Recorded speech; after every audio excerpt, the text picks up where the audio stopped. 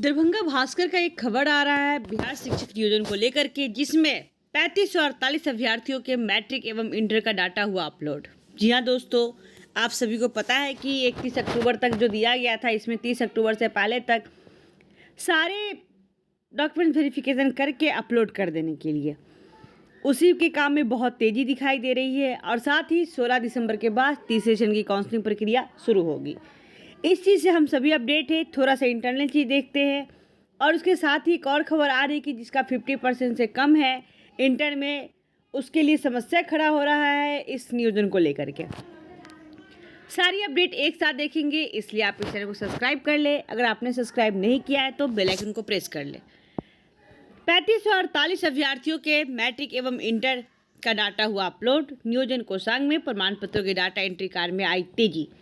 DEO कार्यालय के नियोजन कोषांग में प्रमाण पत्रों की जांच की प्रक्रिया का पहला चरण समाप्ति की ओर बढ़ गया है। छठे चरण के शिक्षक नियोजन की काउंसलिंग में चयनित 3548 अभ्यर्थियों के मैट्रिक व इंटर के प्रमाण पत्रों का डाटा एंट्री का कार्य तेजी से चल रहा है। प्रमाण पत्रों की छंटनी कार्य भी तेजी से किया जा रहा है। कोषांग प्रभारी रमन ठाकुर ने बताया कि 31 अक्टूबर तक सभी प्रक्रियाओं को पूर्ण करने का टास्क दिया गया है। पहला चरण डाटा एंट्री का था, जो लगभग पूरा होने वाला है। दूसरे चरण में प्रमाण पत्रों की छंटनी की जा रही है। बोर्डवार प्रमाण पत्रों को छांटे जा रहे हैं। मैट्रिक व इंटर के प्रमाण पत्रों का सत्यापन शिक्षा विभाग बोर्ड के क्षेत्रीय कार्यालय से किया जाना है, लेकिन विश्वविद्यालयों के प्रमाण पत्रों की जांच के लिए सभी को एकत्रित किया जा रहा है। डीपीओ संजय कुमार देव कन्हैया ने कहा कि कोषांग में प्रत्युक्त सभी कर्मी निर्धारित तिथि को लक्ष्य मानकर कार्य को अंजाम दे रहे हैं। जांच में जो भी गलत मिल रहा है उसकी घोषणा डीईओ के स्तर से किया जाएगा। एक लाइन ये समझ में नहीं आई कि जांच में जो भी गलत मिलेगा उसकी घोषणा डीईओ यानी डिस्ट्रिक्ट एजुकेशन ऑफिसर के स्तर से किया जाएगा। अब एक और चीज़ यहाँ पे बता दूँ, धांधली की चांसेस कितनी % यहाँ पे बढ़ गई है, क्योंकि पहले था कि पटना बोर्ड से सारा चीज़ इन्फॉर्मेशन दिया जाएगा कि कौन गलत है कौन क्या फर्जी है, लेकिन अब गवर्नमेंट ने क्या किया कि सभी जिलावार यानी हर एक डिस्ट्रिक्ट में दे दी है। डीईओ को पूरा अधिभार दे दिया गया है कि आप अपने डिस्ट्रिक्ट के सारे जितने भी चयनित शिक्षक है उन सभी की जांच प्रक्रिया करें और उनका डॉक्यूमेंट सत्यापित करें कि हाँ ये सही है। अगर डीईओ इसको सत्यापित करके दे देता है कि हाँ ये टीचर जो है इनका डॉक्यूमेंट वेरिफिकेशन सही है, सब चीज़ सही पाया गया है, भले ही वो फर्जी क्यों ना हो, तो हमारी स्टेट गवर्नमेंट क्रॉस वेरिफिकेशन नहीं करने जा रही है। अब इससे क्या हो गया, धांधली की चांसेस और ज़्यादा बढ़ गई है। डीबी के समय जितने भी जो फर्जी अभ्यर्थी थे, क्योंकि कहा जा रहा है बहुत सारे ऐसे डिस्ट्रिक्ट का नाम है जहाँ पे दर्जनों ऐसे अभ्यर्थी पाए गए हैं जिनका कि मैट्रिक का मार्क्स कुछ और है, इंटर का कुछ और है, एसएफबी का मार्क्स बढ़ा करके मेधा अंक बढ़ा दिया गया है। साथ में कई ऐसे अभ्यर्थी भी जिनका सीटेट पास नहीं है, ना ही टेट पास है। तो उन अभ्यर्थियों के लिए एक अच्छा मौका मिल रहा है कि वो डीईओ से मिल करके, और ऐसी बातें हो रही है, ये हमारी बातें नहीं है बल्कि हम सबके बीच की बातें हैं कि अब डिस्ट्रिक्ट के ऊपर ये सौंप दिया गया है। अब देखते हैं हमारे डीईओ कितने ईमानदार और कितने ऑनेस्ट है, कितने अच्छे तरीके से कार्य करते हैं। काम तेज़ी से है। मुजफ्फरपुर में भी बहुत अच्छे से विद्या विहार स्कूल में बहुत सारे काम किए जा रहे हैं, जिसमें बहुत सारे लोगों को ये सामने खबर आई है कि उनका कुछ डॉक्यूमेंट्स नहीं मिल पा रहा है तो उन्हें बुलाकर सबमिट किया गया है। लेकिन एक और बात मैं आप लोग से क्वेश्चन करना चाहती हूँ, क्या जब काउंसलिंग जब हो रही थी तो उस समय कम प्रमाण पत्रों के कारण भी क्या काउंसलिंग किया जा रहा था? बिल्कुल नहीं। सीटेट स्कैन नहीं होने पे या टेट स्कैन नहीं होने पे क्या उनकी काउंसलिंग की जा रही थी? नहीं। फिर ऐसे फर्जीवाड़ा सामने क्यों आ रहे हैं कि उनका सीटेट का मार्क्स गलत है, मेधा अंक में मार्क्स अधिक था और उनके डॉक्यूमेंट्स में मार्क्स कम है? ये सब सरकार की दोहरी नीति है, जिससे कि इस बहाली प्रक्रिया को फंसा दिया जाए।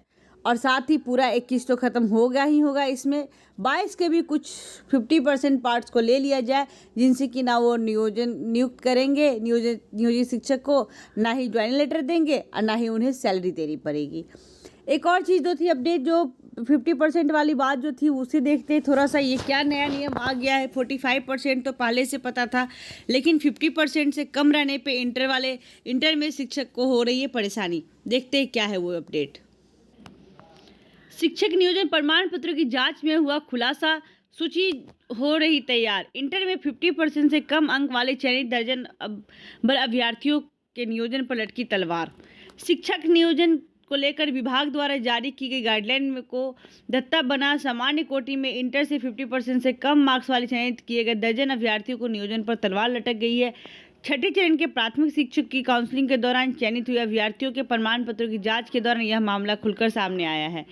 मामला सामने आने के बाद डीईओ द्वारा ऐसे अभ्यर्थियों को चिन्हित कर सूची तैयार की जा रही है। इसके बाद ऐसे अभ्यर्थियों का नियोजन होगा रद्द। इसको लेकर शिक्षा विभाग युद्ध स्तर पर काम में जुट गया है। दरअसल बीते छठे चरण के प्राथमिक शिक्षक नियोजन के लिए जिले में काउंसलिंग की प्रक्रिया पूरी की गई है। काउंसलिंग में 610 अभ्यर्थियों का चयन किया गया। वही शिक्षक नियोजन में अभ्यर्थियों के चयन के लिए विभाग ने नियोजन इकाई को गाइडलाइन जारी किया था। इसमें निर्देश दिया गया था कि सामान्य कोटि में इंटर में 50% से अधिक अंक वाले ही अभ्यर्थियों का नियोजन इकाई द्वारा काउंसलिंग में शामिल किया जाएगा। गाइडलाइन के बाद भी नियोजन इकाई द्वारा दर्जनों से अधिक अभ्यर्थी का चयन किया गया है, जिसका सामान्य कोटि में इंटर में 50% से कम मार्क्स है। इसके बाद भी चयन कर लिया गया। चयन प्रक्रिया पूर्ण होने के बाद विभागीय निर्देश पर चयनित सभी अभ्यर्थियों का मूल प्रमाण पत्र की जांच की जा रही है। मूल प्रमाण पत्र की जांच के दौरान मामला सामने आ रहा है कि जिले में 1 दर्जन से अधिक ऐसे अभ्यर्थी का चयन किया है जिसके विभाग द्वारा गाइडलाइन की अर्हता पूरा नहीं किए हैं। अर्हता पूरा नहीं करने वाले चयनित ऐसे अभ्यर्थियों की सूची तैयार की जा रही है। विभाग जल्द ही नियोजन रद्द करने की कार्रवाई करेगा। गैरतलब है कि विभाग ने अर्हता पूरा नहीं करने वाले अभ्यर्थियों को आवेदन को रद्द करने के लिए आदेश दिया था।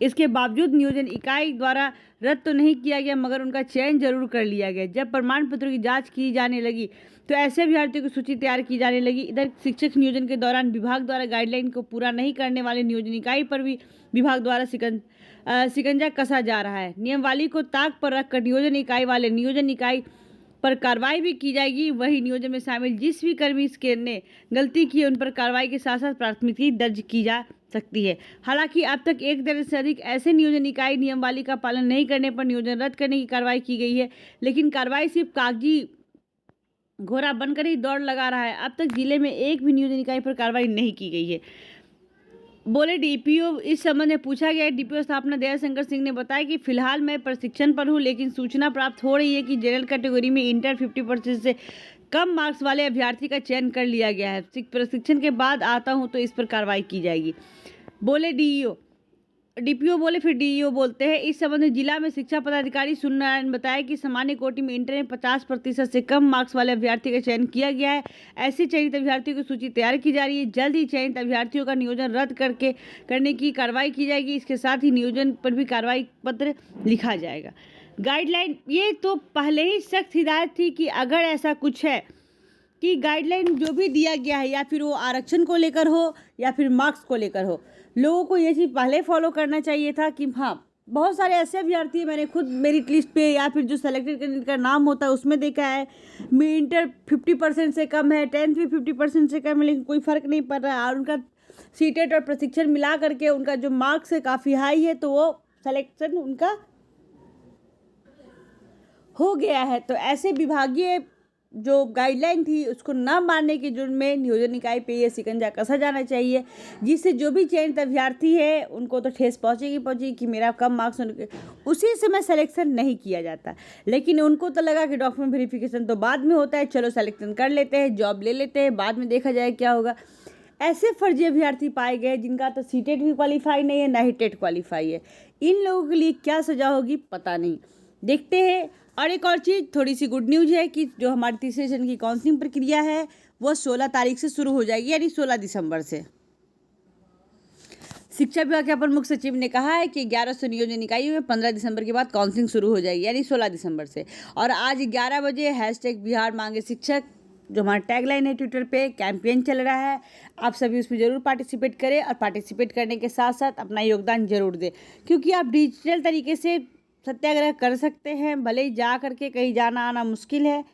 थोड़ा सा ये देख लेते हैं, शिक्षा विभाग ने जो इलेक्शन कमीशन से ऑर्डर मांगा था वो ऑर्डर पास नहीं हुआ, क्योंकि इलेक्शन कमीशन कभी भी चुनाव का जो आचार संहिता उसका अवहेलना नहीं कर सकता है। प्रारंभिक स्कूलों में शिक्षक बहाली मामले पर 1100 नियोजन इकाइयों में 10,000 पदों के लिए लगभग 1 लाख अभ्यर्थियों की काउंसलिंग 15 दिसंबर के बाद होगी। अपर मुख्य सचिव संजय कुमार ने काउंसलिंग कराने के लिए अनुरोध करने आए अभ्यर्थियों से कहा कि निर्वाचन आयोग ने काउंसलिंग की अनुमति नहीं दी, इसलिए उम्मीद नहीं है कि 15 दिसंबर तक पंचायत चुनाव पूरा होने के पहले काउंसलिंग हो सकेगी। शुक्रवार को शिक्षक नियोजन से शिक्षा विभाग से जुड़े मामले का प्रमुख सचिव ने माध्यमिक शिक्षा निदेशक मनोज कुमार, प्राथमिक शिक्षा निदेशालय अमरेंद्र सिंह, विशेष सचिव जो है सतीश चंद्र झा ने सुना चयनित अभ्यर्थियों को नियुक्ति पत्र देने की मांग पर मुख्य सचिव ने कहा कि अभ्यर्थियों का प्रमाण पत्र जांच कराए बिना इस बार नियुक्ति पत्र नहीं दी जाएगी, क्योंकि बिहार की छवि ऐसे ही इतनी ज़्यादा खराब हो रखी है कि लोग यहाँ पे पढ़ाई और शिक्षा के नाम पे डरते हैं। अभ्यर्थियों ने कहा कि दूसरे राज्य की सर्टिफिकेट जांच में देरी हो सकती है। इस पर अपर मुख्य सचिव ने कहा कि टीईटी प्रमाण पत्र की जांच के बाद नियुक्ति पत्र देने का विचार किया जा सकता है। बांका जिले के वैसी प्रखंड के अंगारू जबरा नियोजन इकाई से चयनित अभ्यर्थियों का अनुरोध किया कि जिन अभ्यर्थियों का गलत चयन किया गया, चयन मुक्त कर सही अभ्यर्थियों का चयन रद्द नहीं किया जाए। इस पर 10 दिनों में बांका के डीओ से रिपोर्ट लेने की बात कही है। ऐसे बहुत सारी जगह है जहाँ पे एक अभ्यर्थी फर्जी पाए गए, जिसके कारण सैकड़ों वहाँ पे जो पूरे पंचायत या पूरे ब्लॉक में सैकड़ों अभ्यर्थी का चयन हुआ, वो सारे को कैंसिल कर दिया जा रहा है। और तीसरे चरण में लोग कहाँ जाएंगे, इसलिए थोड़ी सी परेशानी है लोगों में। और हमारे दोस्तों के लिए चिंताजनक बात है कि कौन सी आखिर हो क्यों नहीं रही है। तो मैंने पहले भी कई सारी वीडियो में बात बोला है कि जो हमारा जो स्टेट गवर्नमेंट है कभी भी इलेक्शन कमीशन के अगेंस्ट नहीं जाकर काम करेगा, और इलेक्शन कमीशन कभी भी आचार संहिता का उल्लंघन नहीं करेगा।